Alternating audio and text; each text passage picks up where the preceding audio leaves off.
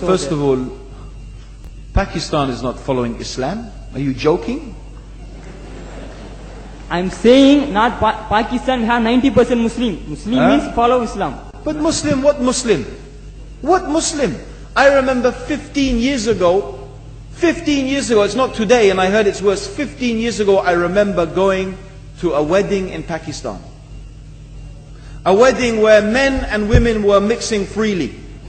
Where the bride was dancing on the stage with all the male members of the family dancing on the stage.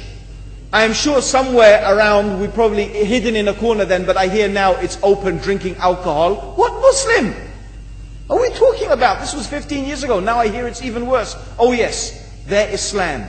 When the bride and the groom are walking to the car, they're holding the Quran over their head for blessing. That Islam? That's not Islam. What Islam is that? That's exactly the thing I'm talking about. That's why the Muslims are in such a mess. Because of this nonsense, this hypocrisy, actually they are insulting the Quran by doing that.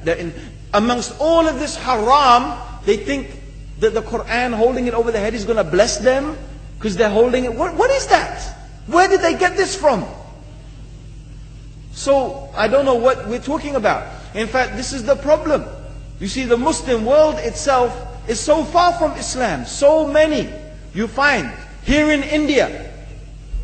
Well, I know it's not a Muslim country, but there are lots of Muslims here.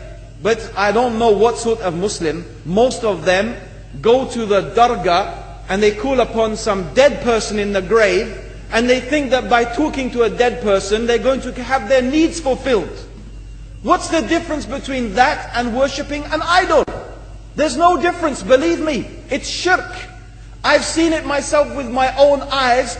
I'm praying in the masjid, the adhan goes, the people are praying in the masjid, and the people in the dargah are not coming to the mosque to pray. They're still going around the dargah and making all their whatever the things they do. What's that? That's not Islam. You go to many countries, you find Pakistan, you want to see Islam in Pakistan. You know, in England, in every street corner we have a pub. You know what's a pub? You know what's a pub? Like a bar, you know, a place where you sit and drink alcohol. Yeah? Yes? In Pakistan, believe me, they have something worse than that. Yes, worse. On every street they have a picture of a palm. Everywhere you see it, hanging from the windows. They have the picture of a palm.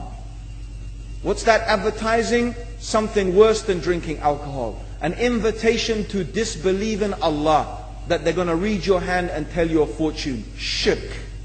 It's shirk.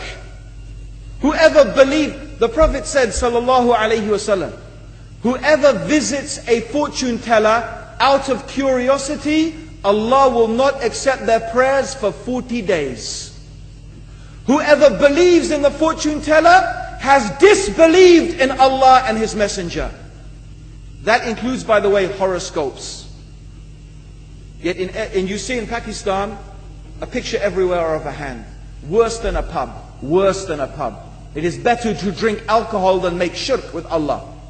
Yes. So this is the Muslim countries. You will not find one except they are not doing magic and shirk and kufr, or except maybe one or two you will find. So this is the state of the Muslims. So no wonder we're in the confusion and the chaos. So these are not good examples.